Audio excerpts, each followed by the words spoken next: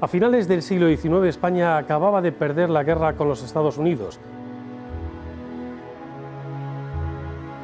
y mediante la firma de la Paz de París se les cedió Puerto Rico, las Filipinas y la isla de Guam en el Pacífico. Y además Cuba alcanzaba la independencia bajo protección estadounidense.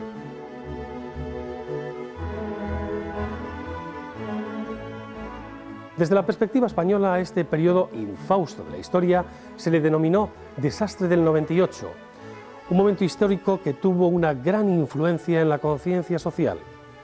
La incompetencia de los gobiernos de la Restauración había llevado a España a enfrentarse, en primer lugar, a los insurrectos cubanos y, posteriormente, a los Estados Unidos, con un coste económico y de vidas humanas difícilmente soportable.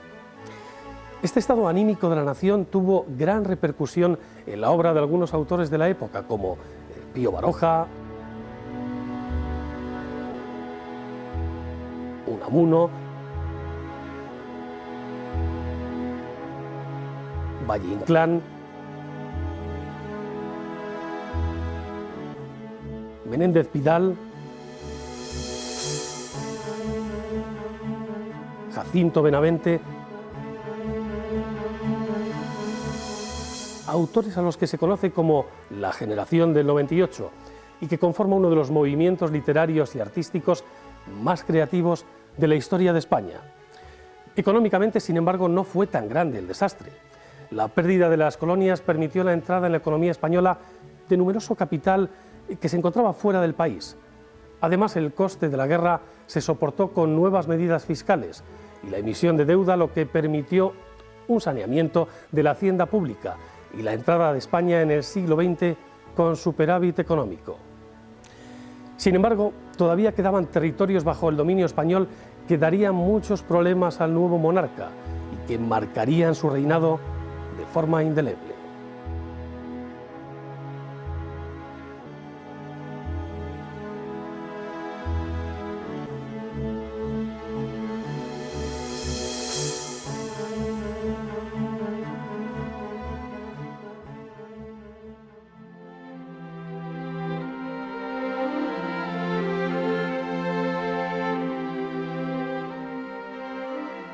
Alfonso XIII, el exiliado.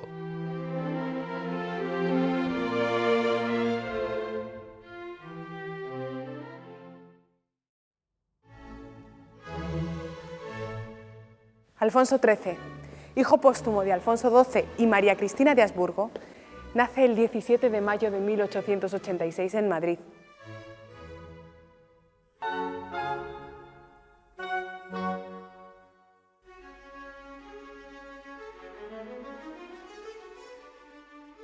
En el mismo instante de su nacimiento es proclamado rey de España, pasando su madre María Cristina a ejercer la regencia hasta la mayoría de edad del nuevo monarca.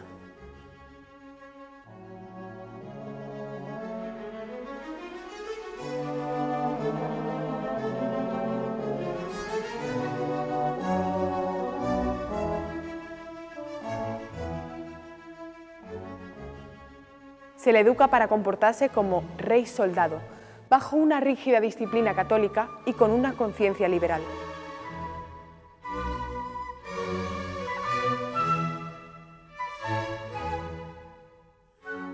Bueno, cuando nace Alfonso XIII en 1886, pocos meses antes había fallecido su padre Alfonso XII y por lo tanto la educación del niño Alfonso XIII corrió a cargo de su madre, la regente María Cristina, y también de sus tías, sobre todo de la infanta Isabel.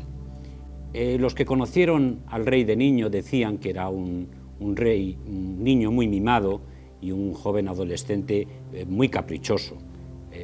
La infanta Eulalia decía que era un pequeño reyezuelo, ¿no? Pero a pesar de ser un niño muy consentido, vivió en un ambiente muy severo y sobre todo muy cerrado. A diferencia de su padre Alfonso XII, que vivió durante joven en Viena y después en Inglaterra, Alfonso XIII durante su niñez y su adolescencia no salió del país y tuvo además como preceptores a un conjunto de profesores, la mayoría de ellos militares, aristócratas y clérigos, bastante reaccionarios y marcadamente antiliberales.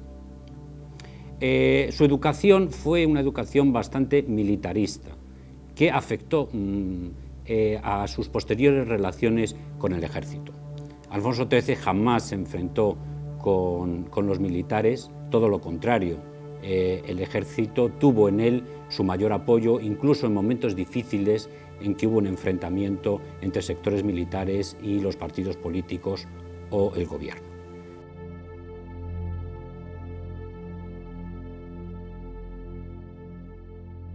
Además, Alfonso XIII era un gran conocedor de las técnicas militares, de la estrategia militar, y tenía una gran admiración por la Marina británica y sobre todo por el ejército alemán, por su preparación y por su disciplina.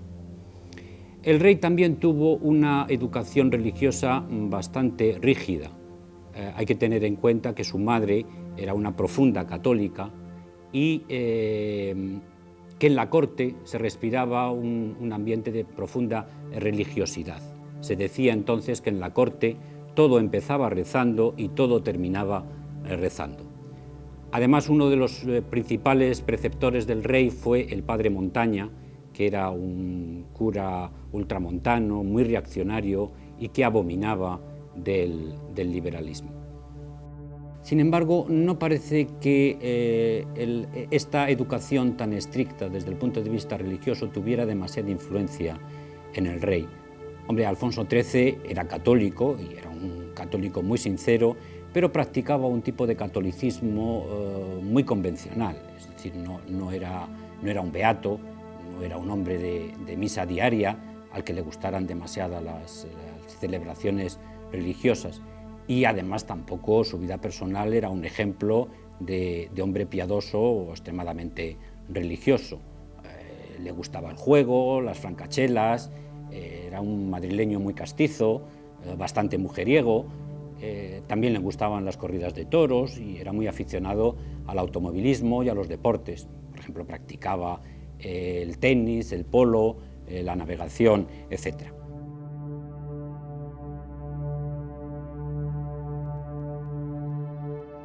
También durante su adolescencia tuvo un profesor que yo creo que le marcó bastante, que fue el catedrático de Derecho Vicente Santamaría de Paredes, que era además senador liberal y que era un profundo convencido del sistema liberal y del sistema constitucional. Y yo creo que influyó bastante en la educación intelectual y política del rey. Así que no es extraño que el joven rey, y joven porque fue coronado en 1902 con solo 16 años, pues fuera un monarca profundamente liberal, sobre todo durante los primeros años de su reinado.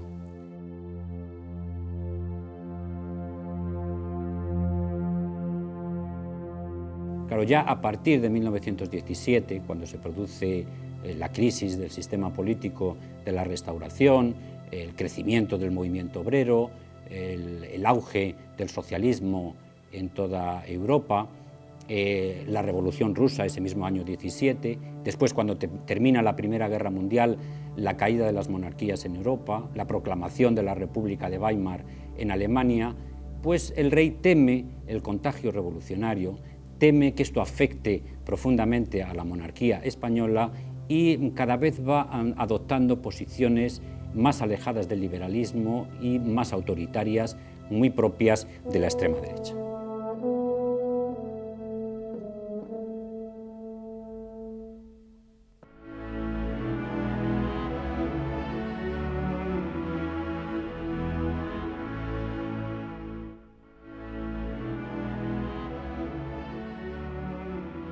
Tras el desastre de la Guerra de Cuba, que ha demostrado a la opinión pública la debilidad española, son numerosas las voces que piden una reforma total del sistema. Diversos sectores de la derecha exigen un cambio a favor del desarrollo y la moralidad. Es entonces cuando reaparece la figura de Francisco Silvela, opositor de Cánovas dentro de las filas del Partido Conservador.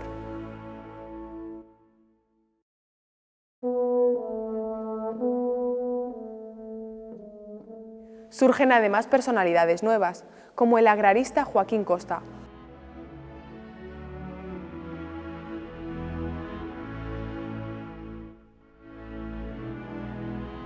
o el general Polavieja, con su famoso manifiesto y sus concesiones al regionalismo.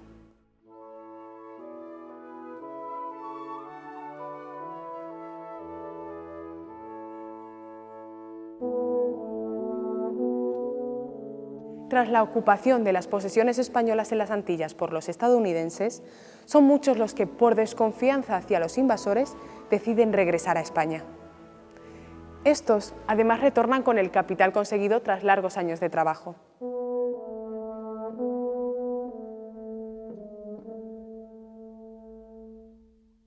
La economía española, con la llegada de estos nuevos capitales, recibe un balón de oxígeno que algunos sectores venían necesitando desde hace tiempo.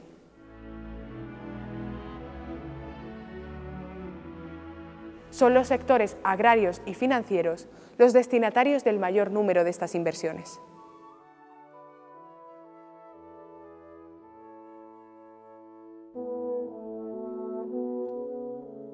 Los ricos indianos se lanzan a la compra de tierras, que con su experiencia hacen mucho más productivas.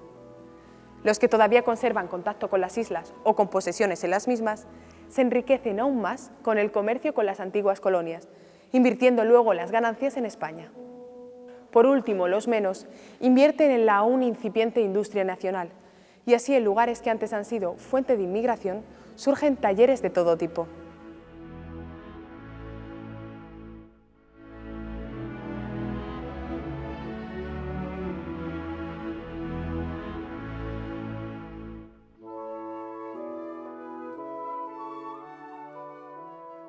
Este último caso se da sobre todo en Cataluña, que siempre ha tenido una fuerte presencia de migrantes en las Antillas.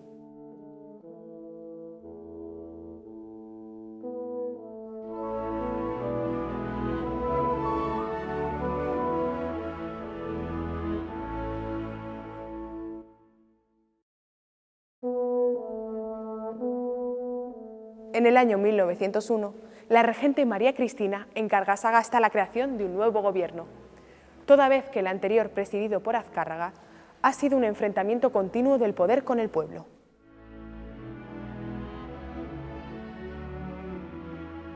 El 17 de mayo de 1902, a la edad de 16 años, Alfonso XIII es proclamado mayor de edad, pasando a desempeñar todas las funciones propias de la jefatura de Estado.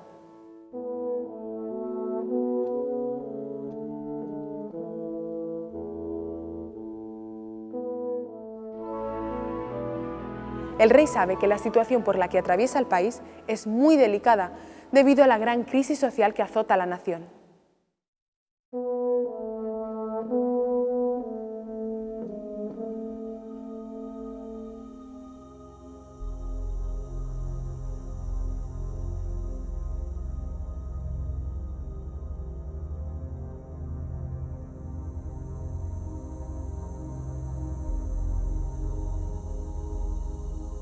En su primer Consejo de Ministros recibe por parte de Sagasta la dimisión de todo su gabinete liberal, pero el rey no la acepta y ratifica al presidente y todos los ministros en sus cargos.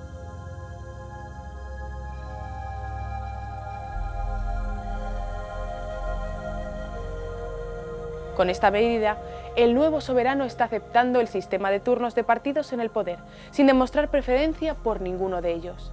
Como segunda medida, el propio rey propone una amplia amnistía para celebrar su mayoría de edad. Los presentes a este primer Consejo de Ministros del Rey ven con asombro que otorgándose amplias facultades que la Constitución no le concede, se interesa por todos los asuntos, especialmente aquellos que tienen que ver con el ejército. Es el propio conde de Romanones el que afirma que Alfonso XIII más parece un militar preocupado por los intereses de los suyos que por aquellos que atañen a todo el pueblo.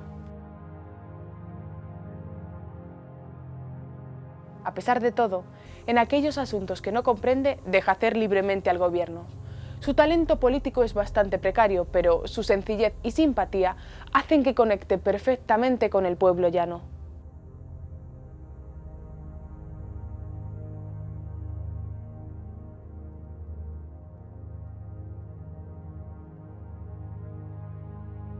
Pero su afán de protagonismo, su defensa a ultranza del mundo castrense y su cada vez más patente olvido del orden constitucional le irán restando adeptos y aumentando el sentimiento republicano.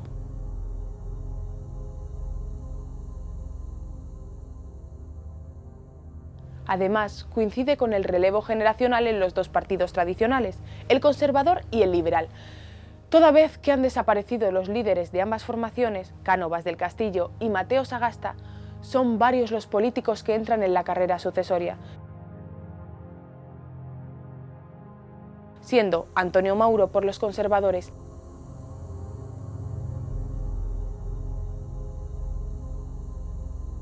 y José Canalejas por los liberales los que salen triunfadores. Se produce con ellos una renovación en los comportamientos políticos que la sociedad española estaba demandando.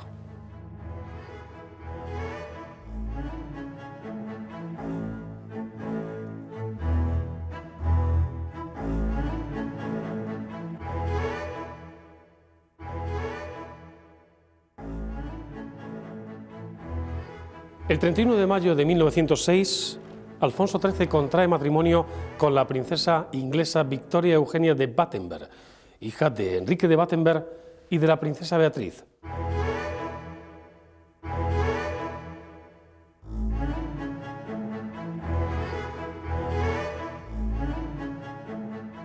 Ena, como se le conocía familiarmente, era sobrina del rey Eduardo VII y nieta de la reina Victoria del Reino Unido.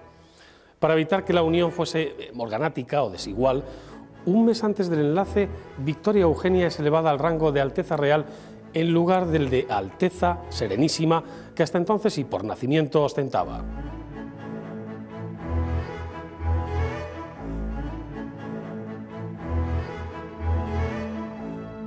Podríamos empezar por hablar de que durante un viaje a Inglaterra él se quedó prendado de la princesa Victoria Eugenia de Battenberg y acabó casándose con ella en el año 1906.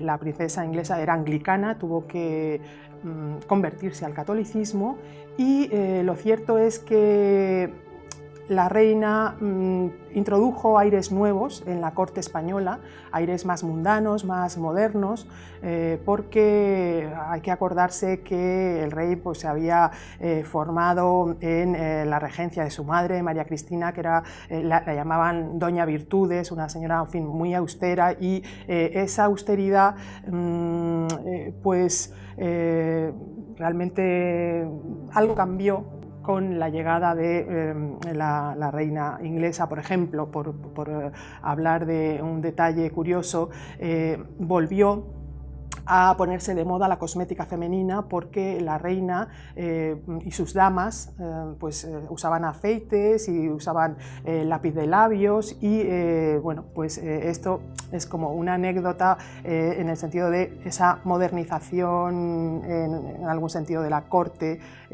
con este matrimonio. Pero el matrimonio no fue feliz.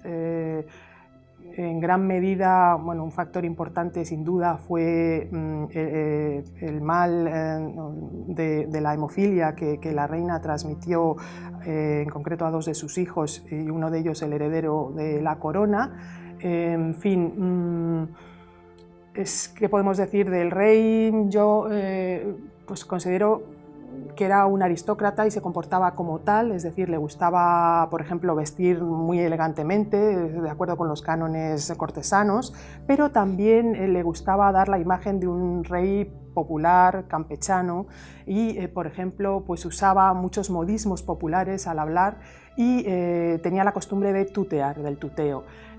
Tuteaba a todo el mundo, excepto yo creo que a Antonio Maura, pero por lo demás a los políticos, a los militares, cosa que no había hecho desde luego su madre. Y le gustaban mucho los deportes, la caza mayor, sobre todo el tiro de pichón, el polo, y también era un gran entusiasta de los automóviles, de la velocidad, y otra de sus pasiones eran las mujeres. Tuvo relaciones amorosas con artistas renombradas de la época.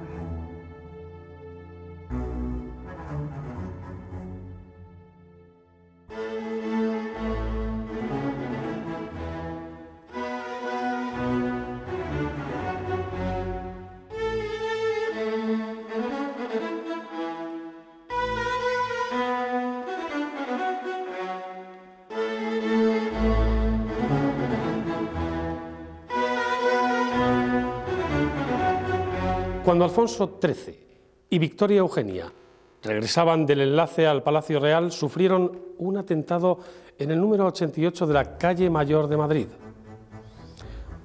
Un ramo de flores lanzado a su paso desde uno de los balcones escondía una bomba.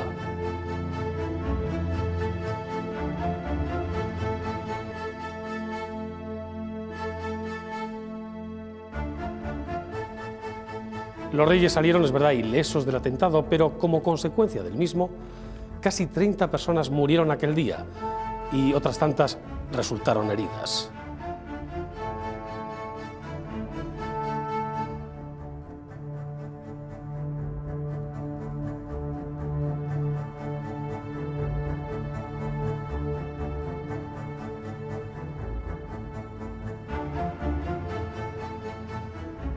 El autor material del atentado es Mateo Morral, un anarquista catalán que días después sería detenido a las afueras de Madrid.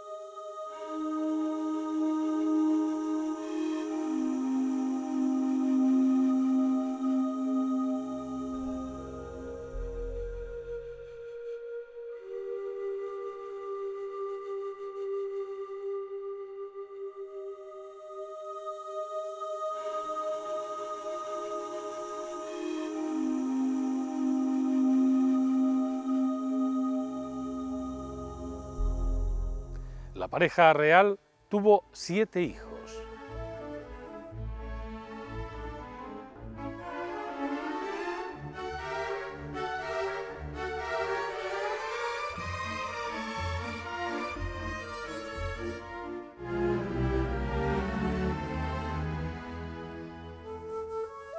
Alfonso, el primogénito y príncipe de Asturias. Jaime. Beatriz.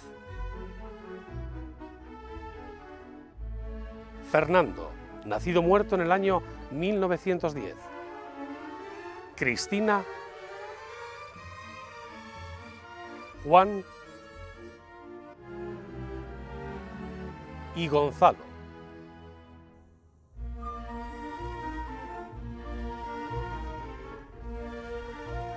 Además, el rey tiene 3 hijos fuera del matrimonio: Roger Lévesque de Vilmorin, con la aristócrata francesa Mélanie de Gouffridi, así como 2 hijos con la actriz Carmen Ruiz Moragas.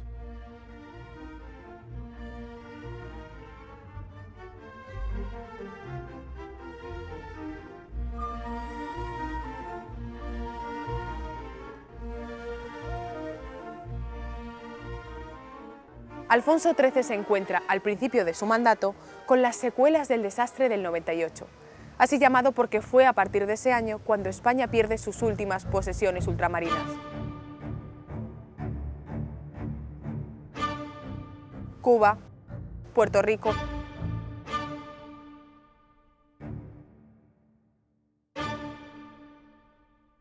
y Filipinas.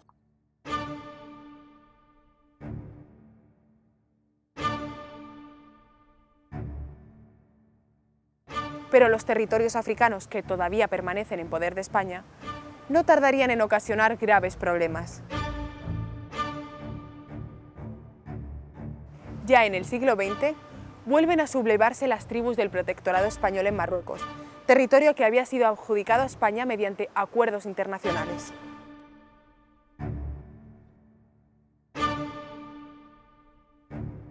El conflicto se desarrolla en las cercanías de la ciudad de Melilla, y el líder de la insurgencia es un caudillo rifeño, Abd el-Krim, antiguo confidente de los españoles y resentido ahora por un castigo al que ha sido sometido.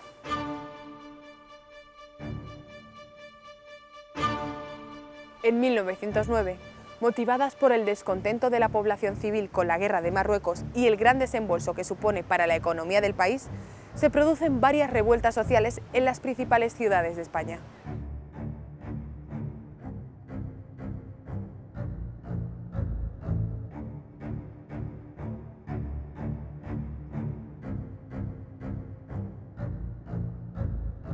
La más virulenta de todas es la denominada Semana Trágica de Barcelona.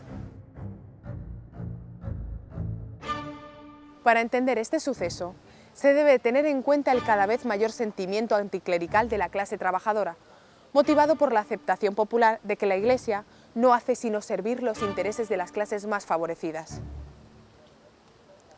El 19 de julio de 1909 se producen manifestaciones de protestas tras conocerse la derrota sufrida por las tropas españolas el día anterior en Marruecos. Al día siguiente, los enfrentamientos y disturbios se expanden por toda la ciudad.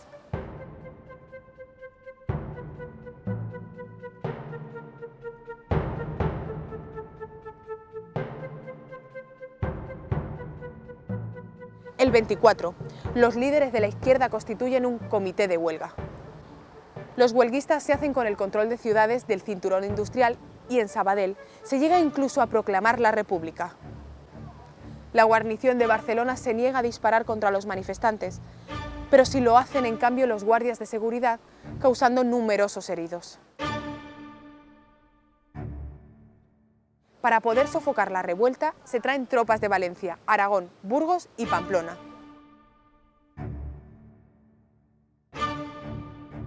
Por fin, el 2 de agosto la calma vuelve a reinar y la huelga finaliza. Después de 4 días, el balance de los disturbios es aterrador: 78 muertos, más de medio millar de heridos y 112 edificios incendiados.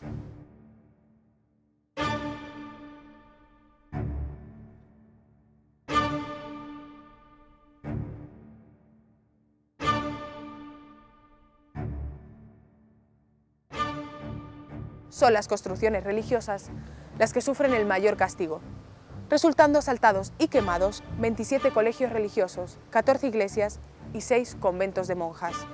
Además son profanados numerosos sepulcros de los conventos, cuyos cadáveres son expuestos al público.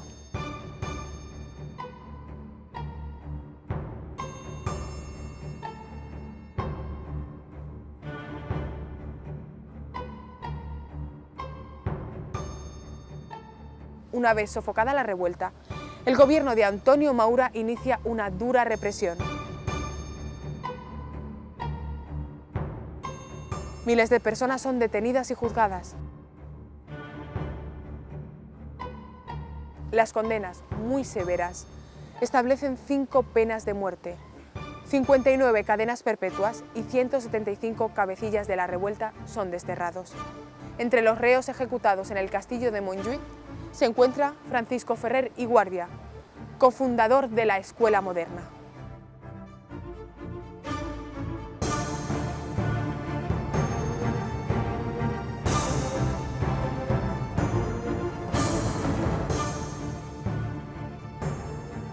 Estos fusilamientos provocan una repulsa unánime hacia Antonio Maura, dentro de España y en toda Europa.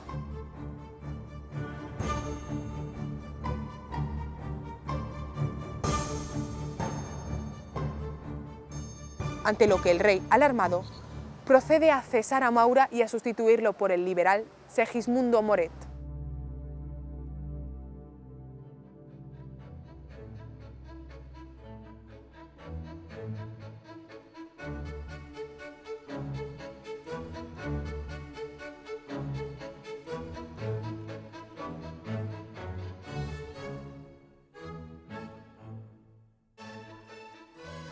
Durante la Primera Guerra Mundial España se mantuvo neutral, lo que le permitió ampliar mercados abasteciendo precisamente a los distintos contendientes y favoreciendo así el desarrollo económico del país.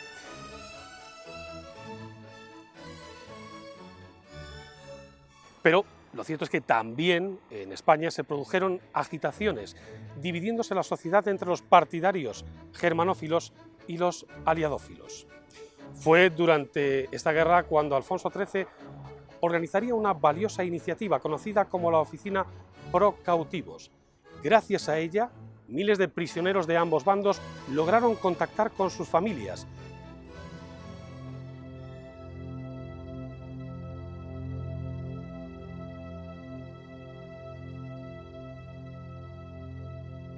Y durante su funcionamiento esta organización conseguiría nada menos que salvar a 70.000 civiles y a 21.000 soldados. Asistiría a 136.000 prisioneros de guerra y realizaría un total de 4.000 visitas de inspección a los campos de detención.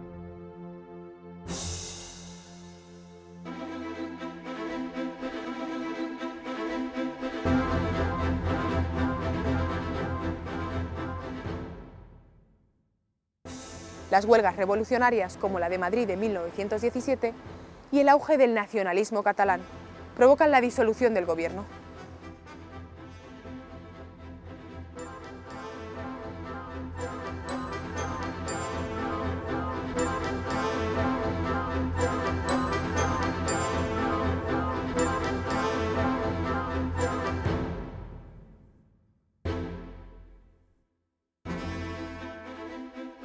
En 1918 se forma un ejecutivo compuesto por miembros de los dos partidos mayoritarios y presidido por García Prieto. Pero este intento de reconducir la situación fracasa. Solamente cuando el rey amenaza con dimitir, Antonio Maura acepta la responsabilidad de hacerse cargo del nuevo gobierno. El regreso de Maura llena de esperanza a amplios sectores de la población.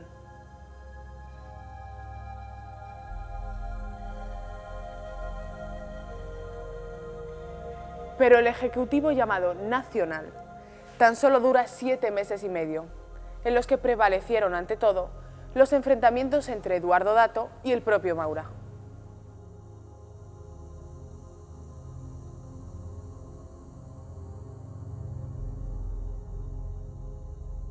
Mientras tanto, en Marruecos continúan las hostilidades entre los ejércitos rifeños y españoles. Con el fin de intentar sofocar las revueltas, el general Silvestre, al mando de tropas de recluta forzosa, con escasa preparación, mal equipadas y con graves problemas de corrupción interna, es nombrado comandante general de Melilla.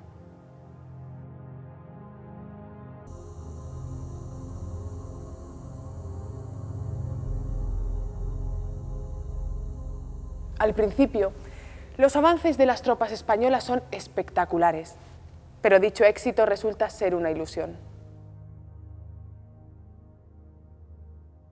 El error del general Silvestre de no desarmar a las tribus rifeñas, a las que había comprado su lealtad, provocó que las escaramuzas y las emboscadas siguieran produciéndose.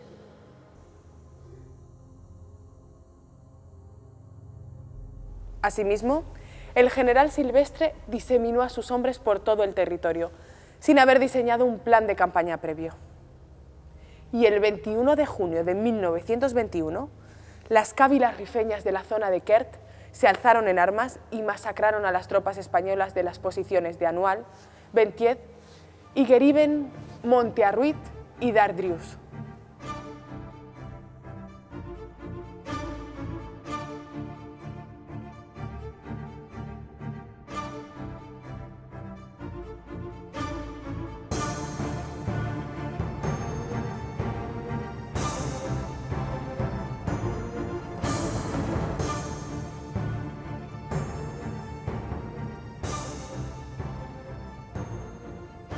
La población civil, con excepción de la ciudad de Melilla, donde no consiguen entrar los insurrectos, y el Peñol de Alucenas, sufre también las iras de las cávilas de la región del Rif.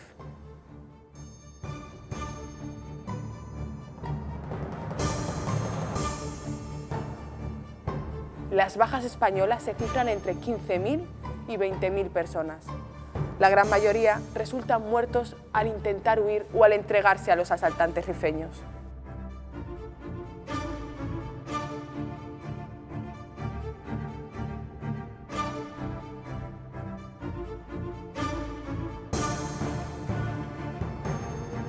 En medio de la crisis política originada por los hechos de Anual, el capitán general de Cataluña, Miguel Primo de Rivera, dio un golpe de Estado el 13 de septiembre de 1923.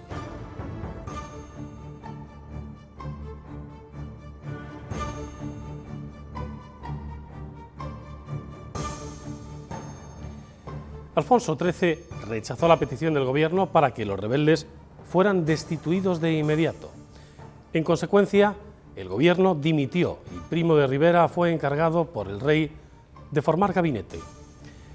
Entre las primeras medidas adoptadas por el directorio estaban la suspensión de la Constitución, la eliminación de las Cortes, la imposición de la censura previa, la supresión también de los gobiernos civiles, la imposición del estado de guerra y la sustitución de los ayuntamientos por juntas rectoras.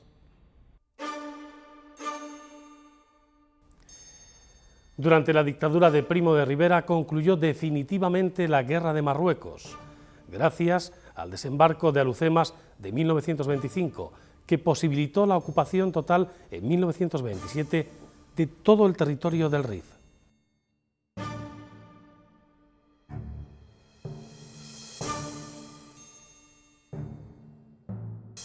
Asimismo, se produjo un importante desarrollo económico y de las infraestructuras, cuyo máximo exponente fueron la Exposición Universal de Barcelona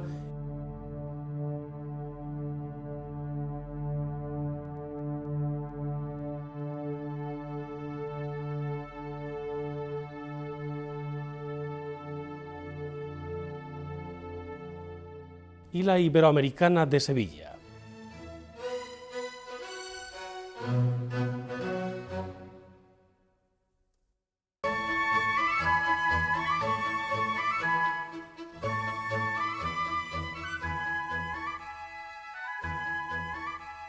Pero la oposición seguía creciendo amparándose en la falta de libertades, sobre todo entre los estudiantes y también los intelectuales, y provocó en 1930 la dimisión forzada por el propio rey del general Primo de Rivera.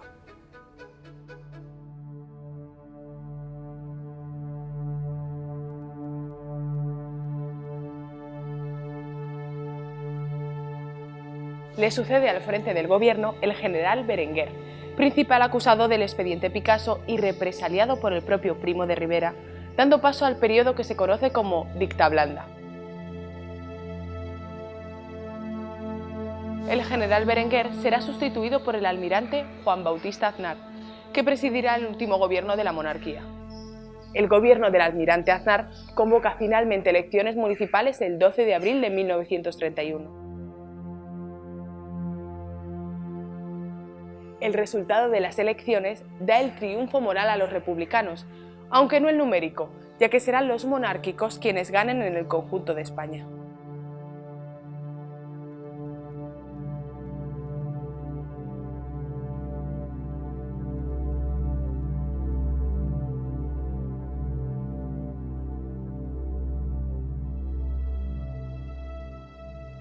Las palabras del propio Aznar resumen el resultado de los comicios. ¿Quieren ustedes más crisis que la de un país que se acuesta monárquico y amanece republicano? La consecuencia de todo esto es que desde primeras horas de la mañana se suceden manifestaciones republicanas en contra de la monarquía por todo el país. Los más madrugadores son los concejales del Ayuntamiento de Éibar, que a las 6 de la mañana proclaman oficialmente la República.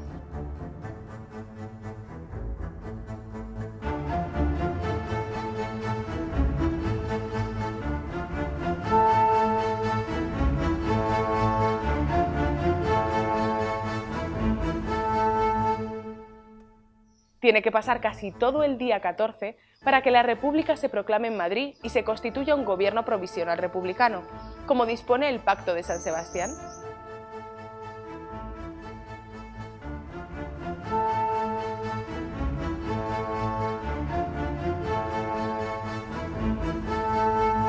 A las 9 de la noche, Alcalá Zamora se dirige a la nación desde el despacho de ministros de la Gobernación. La política española ha sufrido una continua sucesión de errores que la han llevado a una situación insostenible, por lo que la República se impone sin apenas esfuerzo. Pero no lo tendrá nada fácil. El ejército está obsoleto, el paro y la crisis económica mundial de 1929 comienzan a hacerse notar, y sobre todo, el sector rural necesita una profunda reforma.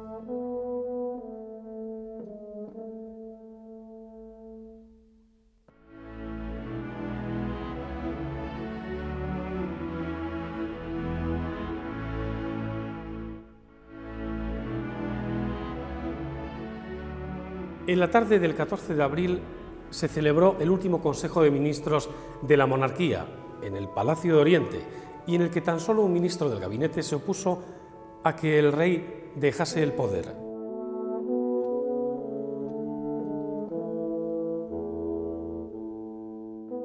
Alfonso XIII abandonó ese mismo día Madrid en dirección a Cartagena, sin abdicar formalmente. Desde allí, y en un barco de la Armada Española, partió rumbo a Marsella para trasladarse después a París.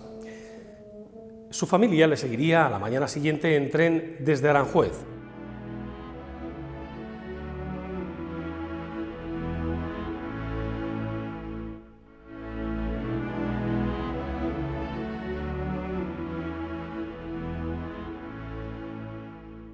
De esta forma, y por primera vez en la historia de España, se instauraba un nuevo régimen sin derramamiento de sangre. Al comienzo de la Guerra Civil, Alfonso XIII es cierto que apoyó fervientemente al bando sublevado, llegando incluso a afirmar que él era un falangista de primera hora. Durante su exilio residió en varias ciudades, aunque los últimos años de su vida los pasaría en Roma. El 15 de enero de 1941 renunciaba a la jefatura de la Casa Real en favor de su hijo Juan, ya que sus dos hijos mayores, Alfonso a causa de una hemofilia y Jaime por ser sordomudo, habían renunciado a sus derechos al trono.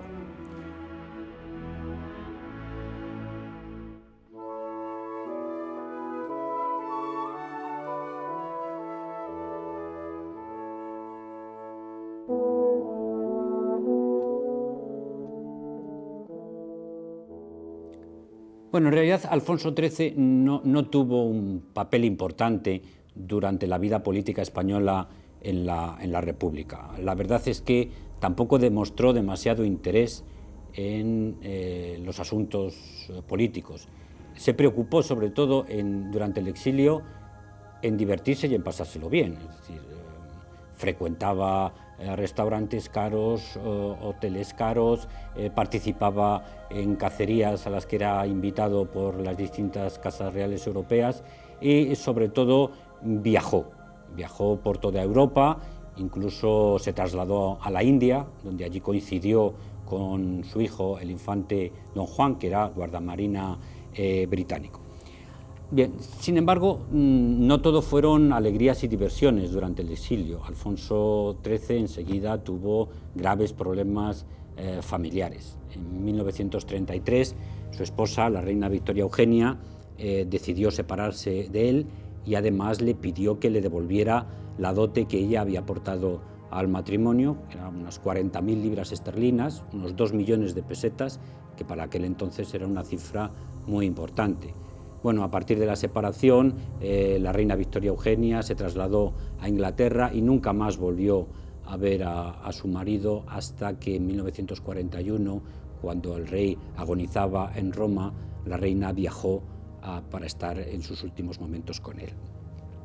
Desde el abandono de su esposa, además, el rey tuvo que soportar tragedias importantes, ¿no? En 1934, su hijo Gonzalo murió en accidente de circulación en Austria. 4 años después, el primogénito Alfonso falleció también en accidente de circulación en Norteamérica. Bueno, hay que decir que el primogénito Alfonso había renunciado en 1933 a sus derechos dinásticos por haber contraído matrimonio morganático con la ciudadana cubana Edelmira Sampedro.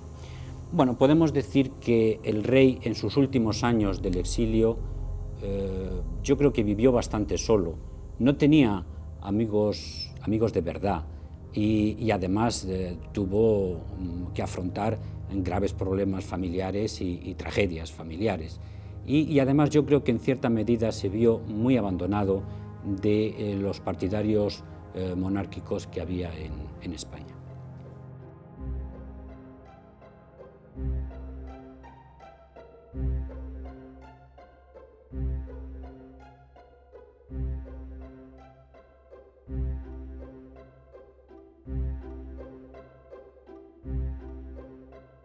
Murió en el Gran Hotel de Roma el 28 de febrero de 1941 a causa de una angina de pecho. Tras dirigir una última recomendación a su hijo sobre las obligaciones de los monarcas españoles, don Alfonso pronunció sus últimas palabras: España, Dios mío.